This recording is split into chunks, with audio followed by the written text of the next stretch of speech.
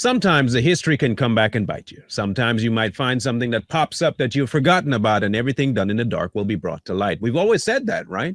Well, perusing the internet, you can find some things just pop back up that most have forgotten, including this vacant clip from Toya Jackson claiming that her father had sexually molested her when she was 11 years old. Now, the question is, what's the relevancy of it? Well, we've always been talking about the collapse of Hollywood, and things happened way back in the day that we didn't know about. And maybe perhaps that there are more things happening in the dark that no one even wants to talk about, and what it affected in the public light. We're going to talk about some things. And it might seem like, oh, passe, old news, whatever that might be, but there is relevancy considering what the climate is right now when it comes to celebrity. But before we jump into it, please take a moment to like, share, comment, and subscribe to the channel if you haven't already, and click that notification bell for future video updates. Toya Jackson, we all know her as one of the better ones of the group.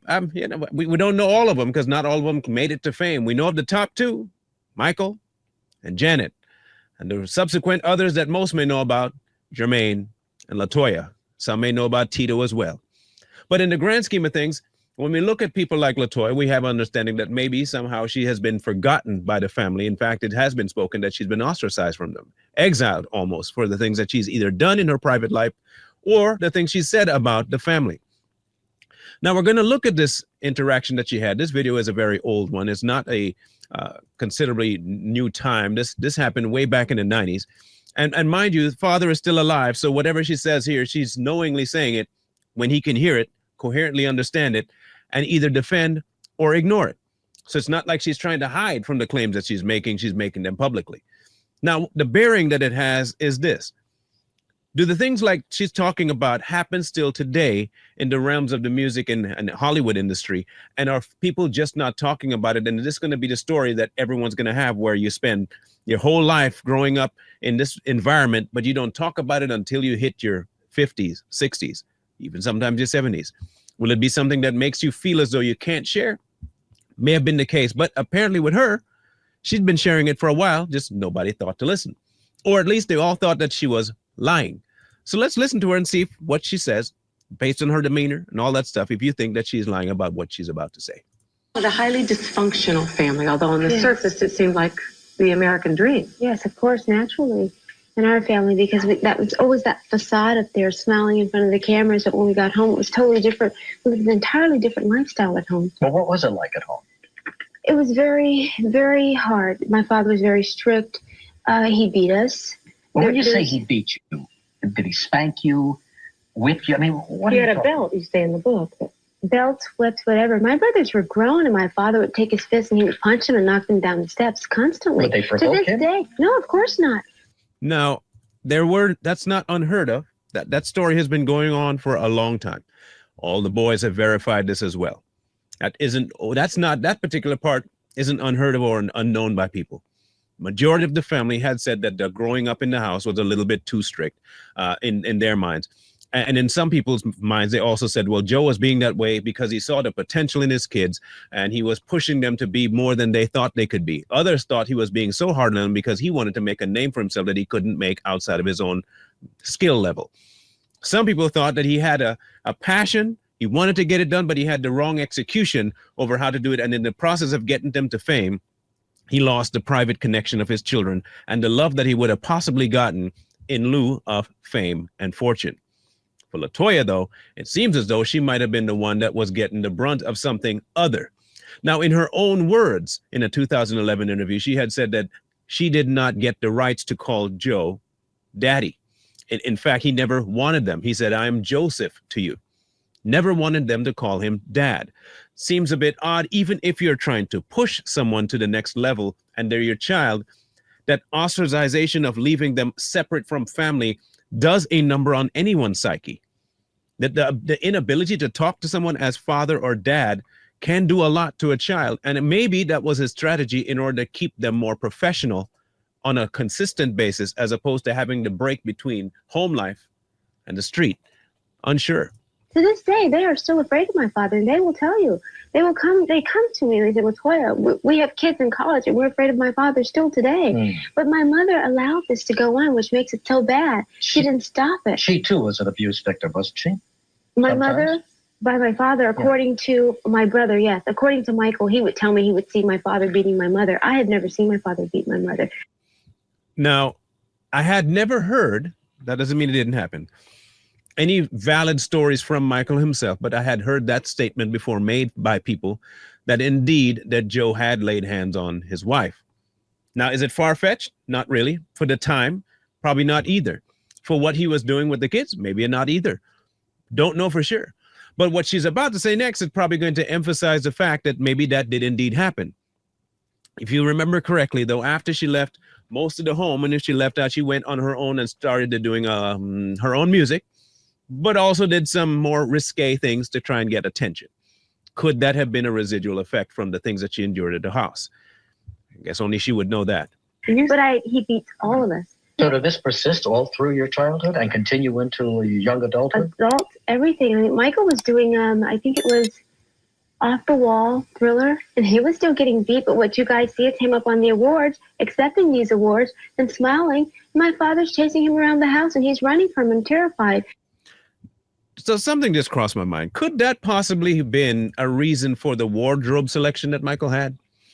If you remember correctly, during a lot of his, even with the His Story album, he started wearing these shades, massive shades. You remember when he started picking those up, and it became a fashion iconic statement. But could that have been a hiding of things that were happening in the home?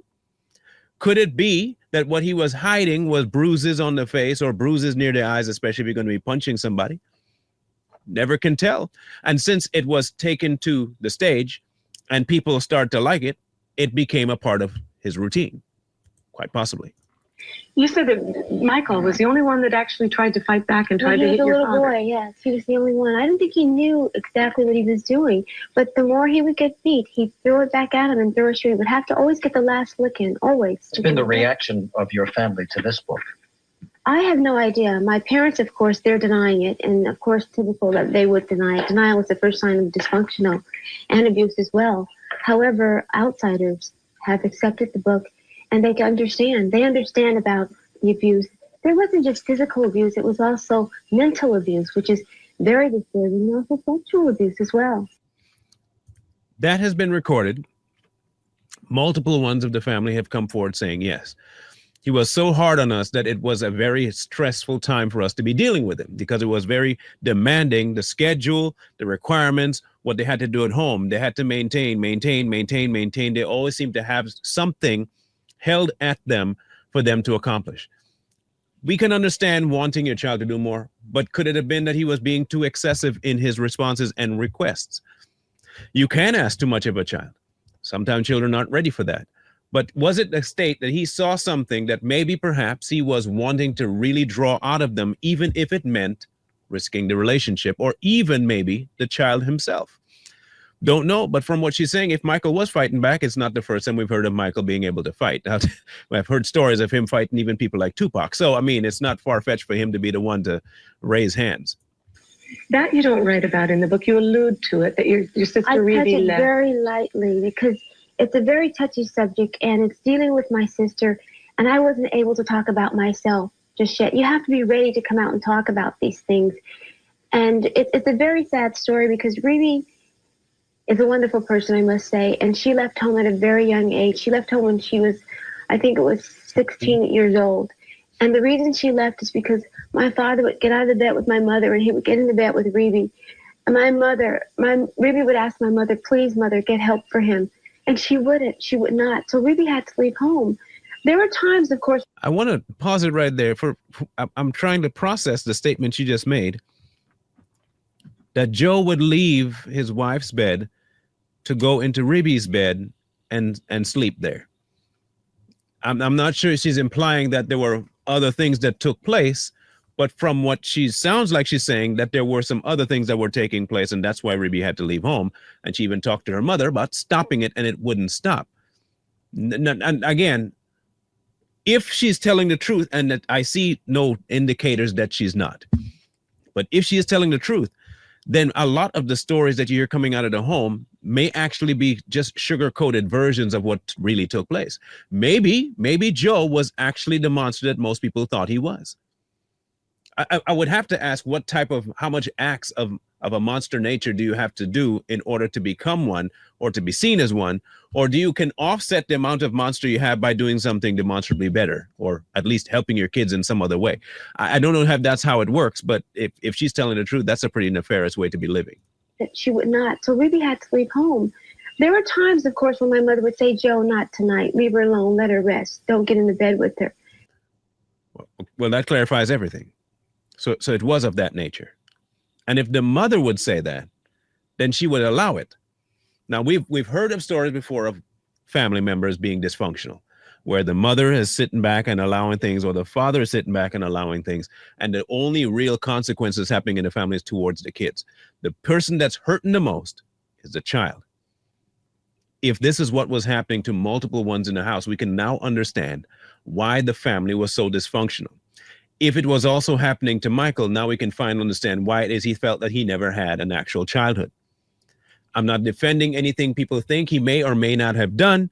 I'm just saying that if we are ones to say that trauma does something, then make it across the board.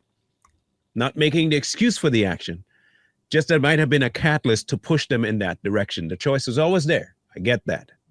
But maybe there was something that made sure to shoot him or her to the stratosphere of acting a certain way. And then Ruby called me and she said to me, she said, Toya, I have a question I want to ask you.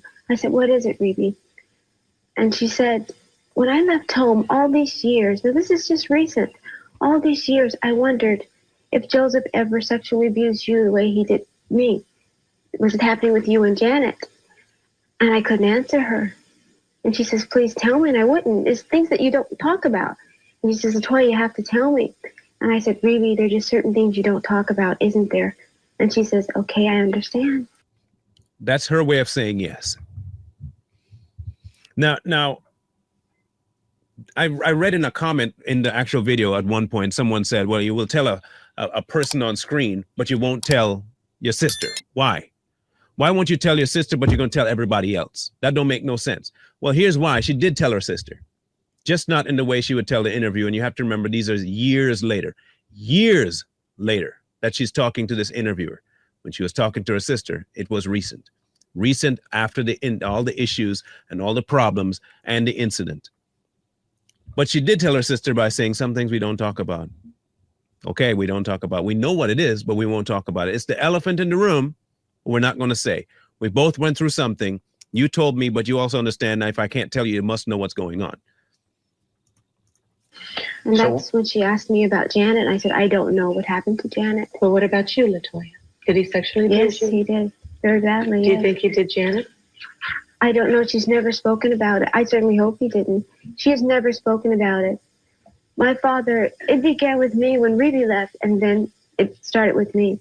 So when did you decide that you were going to talk about it? You live with this all your life, and you feel that you're doing something wrong, and you're frightened when this is happening to you, and you're embarrassed. I have been embarrassed all my life to ever talk about it, to mention it, shy, afraid that people can see through me and see that this is happening. You felt like your family's living a lie all these years. Well, they have been living a lie, definitely. But the disturbing and hurting part about it all is that my mother never did anything about it. And I think that is a ongoing issue.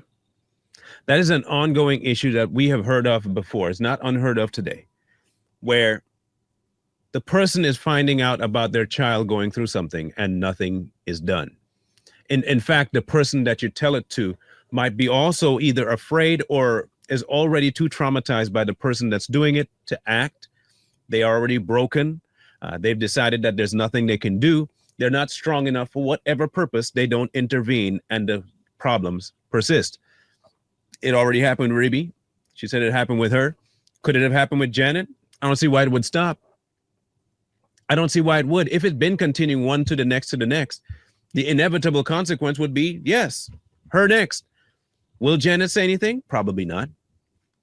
The same way like LaToya ain't gonna say nothing, and she didn't say anything until she was older. Maybe Janet won't either. And I wanted her so badly to say, LaToya, is he bothering you? Is he touching you? Did he touch you? I would direct questions to her and throw them at her, leaving it open so she could say, LaToya, did he ever touch you? Why And wouldn't she wouldn't. leave him then? If it's That's what Ruby would always say, Mother. And Ruby would tell me, I don't know why Mother didn't leave him. And you got to think, sometimes I say, is it because there are so many children? No, it wasn't that. Because after a while, everybody was old enough.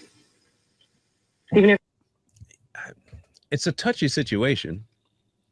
The day and times and when this was going on, whether someone believed they would have enough financial support to take care of the kids that was there and who's older and all that stuff, that's not a factor most are going to be thinking about. If there is real fear with Joe and the mother, that it could go from not just regular punches and deciding that she's going to leave one day and it turns into something even more violent, maybe that was at the forefront of her mind. What if she said she was going to leave and she was the only one allowed to leave? Now she just left her kids in the care of somebody who she knows is going to do something nefarious to them. So what's the best thing to do? Even though you're not protecting, at least you're still there. Maybe that was a thought in her mind. Maybe it wasn't. Either way, it didn't stop the abuse that LaToya says was happening. you asked your mom that? Yes, she has no answer to it. Is this the first time you've heard from No, her? I've heard that letter before. So you haven't been sending it out to everybody before you go? Everybody has this letter before I go on to show my parents and this letter out. Again, that's a sign of just wanting to deny everything. And it hurt so bad when I was on another program and my family, my parents actually, I should say, denied everything. If they would just come out and speak out and tell the truth, it would help so many other people. And that's the reason for writing it. I feel that I'm going to reach out and help other people who have been abused. Because you don't understand, but once you're abused, it affects you terribly. This goes on, and you live with it, and you live in shame. And you can't really speak out because you're afraid. And finally, you get courageous enough to do it, and then you do. The problem with it is also that you might find yourself acting out in the very wrong way to try and cope with what's happening in your mind. Two things start to happen. This is what I've heard from psychologists. Two things start to happen. You either embrace the abuse and you become something that is more amalgamous to a prostitute or a pimp or some other thing to do with the sexual deviant nature, or you shut down and become something almost of a suicidal nature. There's hardly very few that break free of it and become normal anymore, especially if it's extensive abuse. They have to go through a whole lot of counseling. Whether she did that or not, don't know. She's always talked from a position of seemingly a fragile mindset. That's what I've always taken from her. She's never acted and spoken out very strongly. She's always very timid, quiet. This is always how she's been. Even in her older age, she seems to be like not sure of who she is, which kind of gives us reasoning that maybe she did get what she said she got. Maybe there was a lot of abuse that took place. Maybe all the stuff that she witnessed with Reby and the stuff that she had and the thought that maybe Janet went through and the beatings that she saw her brother got and all the strict regimen that she was put through, it was too much. Not everybody's mind and heart can take that. Joe didn't seem to care either, especially with the fact that he said, hey, you know, it is just not something that we can do. We're not going to have you call me dad. None of that information is going to be public. We're not going to talk about it. None of it. And if you look at her face, there is something definitely dark happening behind those eyes. Something has happened to her that she's unwilling to say. Even looking for the connection with Regis Fieldman. Look at where her feet are right now. She's trying to find some sort of a grounding to feel as though what she's saying, there's some safety in it. It's a body language, and I think we can obviously read that a little bit into it. Or it could be how she's giving in completely and she's trying to get with Regis. You can read all kinds of stuff into it. But when someone is branded that badly from the family, there are going to be tentacles reaching out to try and find some sort of positive grounding. Did she get abused by Joe Jackson? Were the majority of the brothers also beaten? Was Reby abused too? And probably even Janet. Joe has now long gone on to the other side. He's crossed over. He's passed. And a lot of the things that have taken over the family is a lot of chaos. So is Michael. Quite a few have just gone. LaToya is still here. Janet's still here. Jermaine's still here. And the family is still disjointed as ever. The question now remains whether or not any of them will come forward stating the things that she has said and finally expose to everybody else the dangers of pushing children either too hard or in the wrong way. There is a point where you can push your child to do whatever they need to do and get them to the spot, and it's good for them. But there is a dangerous line that sometimes parents cross. Did Joe Jackson cross that line? Did he go too far in his attempt to try and bring his children to success? Was the success he was trying to bring to them on his own for him? Was he trying to get them to a point of their own success for their own future? Or was he vicariously living through them because he could not do it in the time frame that he had while he was young? That story may never be that question may never be answered. That story probably still go on.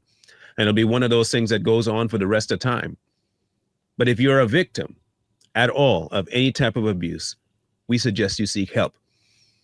Being quiet does not help your situation. Remaining in the shadows is never going to be good. There is nothing positive to come with staying quiet. Shame will dissipate, but if you stay in it, the damage could be irreversible. This is the main story that we want people to take away from from abuse, that you stay with it, it's going to become worse. Report it. Whatever you have to do, get away from abuse. It is never good. And I do hope that what she's saying comes to light. And if it is true, that more people like her chime in. Training athletes, build leaders, changing communities. At Mentors for Life, sponsored by the Bully Me Bad Project, we provide free professional sports training and mentorship to youth with passion, drive, and the desire to grow. We connect them with top-tier coaching and leadership tools that unlock their full potential. Our athletes train with elite professionals like Coach Cedric Booty of CM3, who's worked with NBA players such as Jaden Ivey and Blake Wesley, and the dynamic team of Tevin Lake and Bobo from T2 Sports Performance. Together, they've trained standout athletes including Notre Dame football stars, NFL offensive lineman Danny Piner, and Kyron Williams. In a school or neighborhood of 1,000 youth, 5 redirected lives can mean 5 future leaders, 5 families spared heartbreak, and 5 powerful stories of hope.